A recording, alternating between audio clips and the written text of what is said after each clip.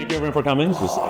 So today's Veterans Day, and I want to, in a moment, I want to introduce a veteran. And this modality is really effective for a lot of things, but a lot of people know it to be effective for depression, anxiety, PTSD, and there's no question that's true. And so I wanted to chat with one of the people that was here. But I also want to thank you for coming to our grand opening. This is truly a time to celebrate. And I want to discuss just what we do here. In these walls, we see incredible experiences. In these walls, we have people have their most beautiful experience of their life, but also some of the most challenging experiences in their life. We help people move through narratives, through traumas, and through things that really challenge them, and re-navigate them into a place that's no longer traumatic and becomes just historical. In these walls, I see the most effective healers, and I see the most compassionate therapists sit with these people and help them move into a place of health. And the truth is, they're sitting, but they're not just sitting, they're witnessing the experiences, they're reflecting it back, and they're helping people have incredible journeys. And so, many of you know, I was an ER doctor, still am, for 15 years, and so I really got to understand physical trauma. But physical trauma is, unfortunately, it's temporary. Physical trauma lasts hours, it lasts weeks, but the suffering as a result of it can last a lifetime. And that's where this modality becomes important. How to treat the suffering that is yours, is with you forever, that isn't cured by an antibiotic, that isn't cured by casting or an operation. So in these walls, we help people transform. And transformation is different for everyone. But transformation is rewriting that narrative of I'm not good enough, or that thing that I was told a million times, maybe that's not true. That's integrating. Integrating means to make whole, is to take experiences and make them into part of your process and part of your life. And it's not just an event, right? It's not like a retreat. I went to a foreign country where I could actually do this healing medicine, and that was beautiful, but now I go back to my life. Integrating is doing this with a coach that's here, going to work the next day, having them available to you the month and the weeks following, and making this a process, a lifelong process of understanding who you are and how you can be your best self, or truly in alignment with who you are. Yeah. So you're all here today because 2 years ago this process started for me and for us. I say us, this team. There's a lot of our team here. If you work for Lucid, raise your hand. And it's an incredible journey that we've created, this opportunity for people to help process their lives differently. So as you walk through these walls, through these halls, as you explore this space, think of someone that you know that's been influenced by this kind of transformation, and think of how it aligns with you, and really be open to the idea that this is a new paradigm in healing and a new paradigm in medicine. So thank you all for coming.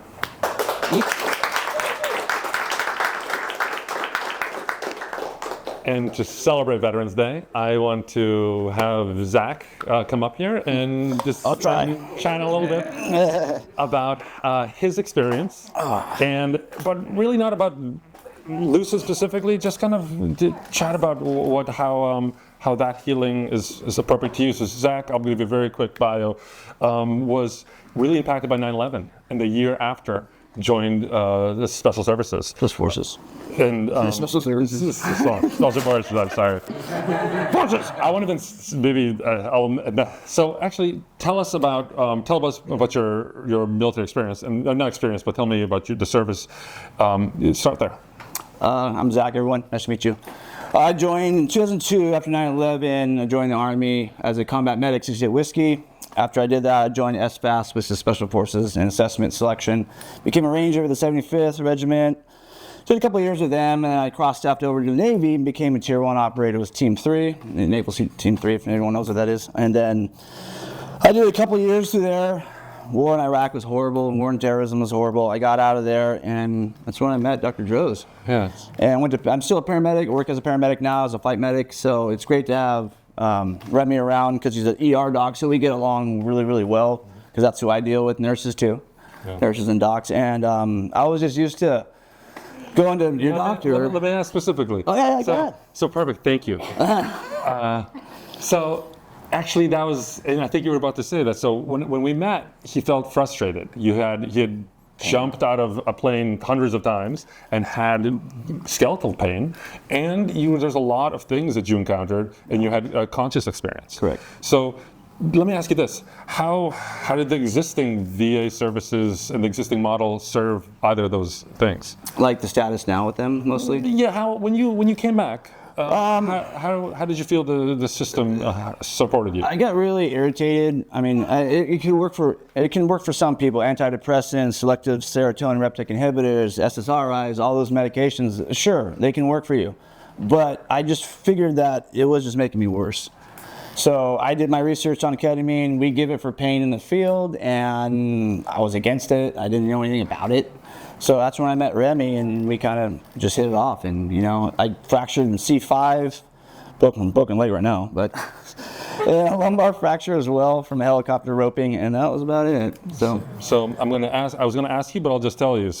Or I'll just say it out loud. What I've known is we met, and you found ketamine because nothing else was working. Nothing else was working. And you had a conscious experience, you had a physical experience. Yeah. So I'll just jump to the last part. How has it been for you? It's been great. I mean, I got off the Lexapro, I got off the quetiapine.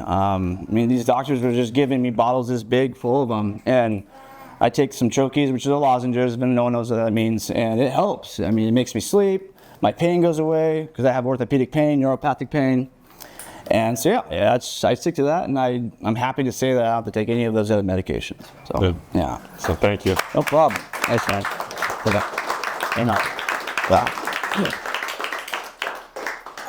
Okay. Thanks. And I was going to ask. No, thank you so much. No problem. Thank you, Zach. And actually, there's a giveaway. We're giving away several treatments, and I have them, and I was going to hand it to you right here, but I'm gifting you a free treatment. Oh, thank you, Dr. Bills. Yeah, appreciate that. My pleasure. And I was going to ask Sako to speak as well. And rather than mispronouncing it and saying it wrong, let me just ask you, tell me briefly what your military service was. After 9/11, I did the same thing. I joined in 2002. Nice. Enlisted in the unit that was right here in Santa Barbara, the Civil Affairs unit. And I was like, I'm just going to stay in until it's over. I just thought it would be a year or two. And so 20 years later, I'm still in the reserve. And kind of the same thing with the VA. They can't really prescribe any of these medicines, but they can give you all the Vicodin you want. Yeah. And I had a couple of friends overdose, and I just kind of stumbled onto ketamine and other psychedelics. I've been doing psychedelics in my younger years, and I kind of came back to it in my 40s and 50s. And I kind of just stumbled upon it at a party thinking it was something else. And then I thought, and it was really psychedelic, and I'm like, did I just snort LSD? I didn't know. And then for like 3 months after that, I felt great. And so then I started doing some research and started discovering the benefits of it. And I did a session up in Cambria. There's a doctor up there that works with it. And then I'm happy to discover that it's right in our hometown now. So Absolutely. Great to be a part of the system. Yeah, great. Thanks for sharing. Yeah. And the healing comes from all modalities, and that's kind of what I'm expressing. You have to hide and retreat for it and find it on your own. Yeah. But this is the beginning of a paradigm shift, the third wave, maybe the third beginning of a paradigm shift where we can be intentional about it. We could be legal and exposed about it. We can be proud to say that we're doing it and not to throw shade on this illegal process. And so I was so excited when we met. He told me he was finding a treatment underground in a different city, and his referral, and I won't say anything open, but his referral probably couldn't have been really be open about the fact that they're referring him to this process. So I want to thank you for sharing that. Sure. And I hope 5 years from now, no one will have to disclose it. It'll just be something we can talk about. Sure. Yeah, so thank you, Zach. My And pleasure. likewise, I want to offer you a treatment when you need it. Thank you. Yeah, you got it, bud. So But thank you everyone for coming to this open house. The purpose of this is just to see the space, talk to some of our therapists, just going to see what we're doing, and we're going to be here for a long time. So see how this aligns with you, and if not, just tell people that it's actually a good thing that people are doing drugs in your neighborhood. Because it makes them stop doing pharmaceuticals. Let's do some drugs to get better. Yeah.